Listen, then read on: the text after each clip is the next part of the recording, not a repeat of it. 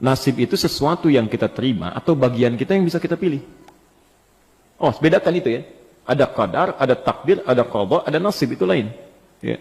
Wala tansa nasibaka minad dunya. Kita bisa lihat di Al-Qasas misalnya kan, dari ayat 77 sampai 78 itu. Wabtaghi fima ataqallahu daral akhirah. Kalau Anda beraktivitas cari akhirat dulu. Wala tansa nasibaka minad dunya, dan jangan lupakan pilihan duniamu untuk engkau ambil yang mendukung ibadahmu. Jadi ngambil dunia itu jangan semua mesti diambil yang kira-kira bermanfaat untuk kita sebagai bekal untuk akhirat. Ya. Misal, polanya Anda ingin berpakaian, ya. Maka yang didahulukan kepentingan akhirat dulu. Bagaimana caranya supaya saya sholat dengan pakaian terbaik, ya. Bagaimana supaya saya ibadah itu pakaian disukai oleh Allah, disenangi oleh Rasulnya. Dunia akan mengikuti. Ini rumus ya, karena saya sering dapat pertanyaan, orang banyak mengeluh, rezekinya macet, pekerjaan tidak terbuka dan sebagainya. Rumus Qur'annya, arahkan ke akhirat, dunia akan mengikuti. Saya perhatikan kenapa doa itu jarang terkabulkan dengan cepat. Persoalan utamanya, karena seringkali meminta dunia. Itu yang jadi keliru. Ya. Kalau mau cepat, mintakan akhirat, karena kalau minta dunia, Anda nyarinya capek. Kalau minta akhirat, Allah yang langsung kasih. Itu dibuka pintu langit, pintu bumi dibuka. La fatahna alaihim barakati minas sama'i wal ard. Contoh, Anda butuh uang 1 miliar. Ya, untuk bangun rumah, ini dan sebagainya. Mintakan dulu kehendak ibadah. Dunia akan ikut. Duhai Allah, sudah 40 tahun hamba hidup Engkau berikan kepercayaan. Hamba sudah syahadat, mencoba dengan baik. Sudah juga salat, ya Rabbal Alamin. Hamba coba untuk sempurnakan. Tapi sampai hari ini, hamba belum mampu menunaikan rukun Islam yang ketiga untuk berzakat. Duhai Allah, sekalipun ajal hamba itu yang akan dekat, mohon jangan wafatkan sebelum hamba bisa berzakat. Anugerahkan kemampuan untuk berzakat 25 juta saja, supaya semua orang bisa dapat zakat dari hamba dengan kebaikan, bisa terinspirasi. Zakat itu berapa persen? 2,5. Kalau zakat 25 juta minta berapa itu? 1 miliar. Ya. Turunlah 1 miliar itu kita zakat, selebihnya untuk dunia silakan 975 juta. Baik Pak ya, yang kalau mau hitung-hitung tuh begitu cara ininya, mintanya kepada Allah. Baik. Nah, nasib itu bukan bagian kita yang begitu saja kita terima, tidak. Kita yang memilih, kita mengambil. Jadi kalau Bapak katakan itu nasib, itu pilihan kita. Anda bisa memilih mau baik, mau buruk. Nasib kita tentukan di situ, ikhtiar Allah menetapkan. Ya. Kalau kita bisa memilih yang baik, kenapa ambil yang buruk? Jangan katakan ketika berbuat buruk, ini nasib saya begini. Tidak, itu pilihan Anda begitu. Allah saking sayangnya memberikan petunjuk, disebut dengan hidayah, supaya tidak mengambil nasib yang buruk. Maka diarahkan pada hidayah. Ya, perhatikan, saat azan berkumandang 4.16, pilihan Anda 2, teruskan tidur atau ke masjid salat. Ya, itu nasib kita tuh bisa kita pilih. Maka Allah berikan subhanallah petunjuk, digerakkan hatinya, cepat. Azan sudah berkumandang, tertinggal nanti kalau kamu tidur sebentar, bagaimana kalau tidur dalam keadaan meninggal? Digerakkan, bangun kita. Ya. Setan juga sama, begitu selesai azan, tenang, baru azan, belum komat, tenang, baru azan, belum komat. Itu berpacu kita. Pilihan itu yang kita tentukan, saat kita ambil bagian kita, itulah nasib kita. Ya. Si kakek tadi, dia bisa memilih. Ya. Dalam konteks dia ingin diamkan, dia bisa samarkan, ya. Bisa dia pilih tahadus bin ni'mah, menunjukkan satu nikmat untuk memotivasi cucunya, atau dia bisa pilih riya. Ya. Dia ada wa amma bi ni'mati rabbika tahadus bin ni'mah, boleh. Ini masjid alhamdulillah bisa dibangun.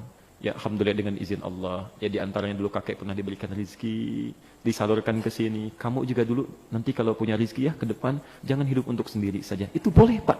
Sah hukumnya. Itu tahadus bin ni'mah. Motivasi orang lain untuk beramal kebaikan. Sah hukumnya. Seperti saat ini misalnya, ini butuh untuk assalam sekian. Pak, insya Allah saya sepertiganya Pak. Bisa lakukan. Ya. Niat kita apa? Bukan ingin dapat pujian, bukan. Ya. Tapi ingin memotivasi amalan supaya berkembang. Karena itulah ketika Nabi mengatakan, anfiku fi sabilillah, si fulan datang, Rasul saya nyumbang A, Rasul saya nyumbang B, Utsman datang, ya Rasulullah kurangnya berapa? Kata Nabi, ini kurang lebih sekian. Kata Utsman, 1/3 harta saya langsung ambil. Utsman punya aset 6 triliun saat itu. 2 triliun dengan ringannya lisan mengatakan, ambil sekarang. 1/3 harta saya. Ya. Mesti ada yang seperti Utsman. Ya. Mesti ada yang seperti Utsman. Allah. Jadi tenang itu. Ya, tenang. Jadi, kita harus bersinergi. Kalau butuh sesuatu masjid, ada yang harus jadi Utsmannya. Makanya ada yang berusaha dalam kebaikan dunianya, niatkan ibadah. Begitu dibutuhkan, Allah titipkan pada Anda. Ya. Kalau nggak ada yang kayak Utsman, ya, seorang muslim yang dermawan, itu susah berkembangnya. Nggak bisa langsung pakai doa aja.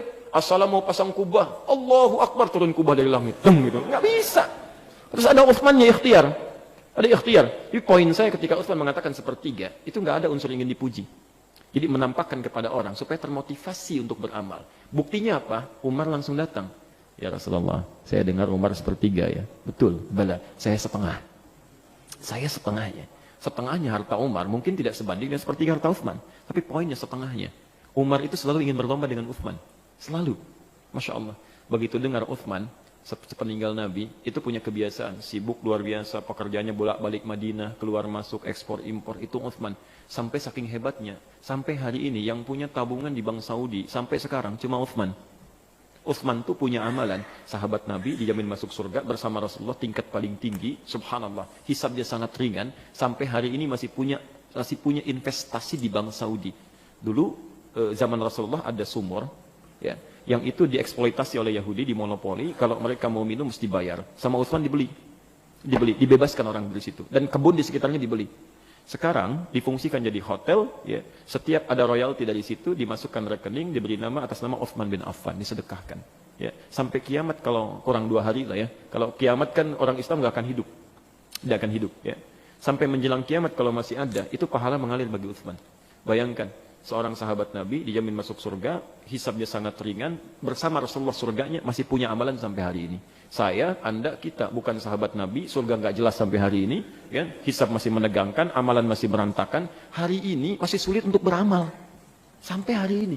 Padahal saking sayangnya Allah ditampakkan amalan di hadapan kita. Utsman itu sesibuk-sibuknya, malam masih bisa tahajud sampai hatam Quran dalam tahajudnya. Cek di At-Tibyan halaman 37. Di situ ada 2 paragraf. Setiap paragraf itu 8 baris. Cek bagaimana keutamaan sahabat di situ. Kedengaran oleh Umar. Umar besoknya 4 kali khatam Quran. 2 kali siang, 2 kali malam. Umar bin Khattab. Antum berapa kali khatam Quran? Ya. Poinnya bukan itu. Tiba-tiba datang seseorang yang selalu mendampingi Nabi, yang hidupnya diserahkan pada Rasulullah untuk kepentingan Allah dan Rasulnya. Tiba-tiba datang berbisik mengatakan, ya Rasulullah, saya semua harta saya. Bertanya Nabi, "Madza tarakta li ahlik?" Kamu tinggalkan apa untuk keluargamu? Allah wa rasulahu, saya tinggalkan Allah dan Rasulnya.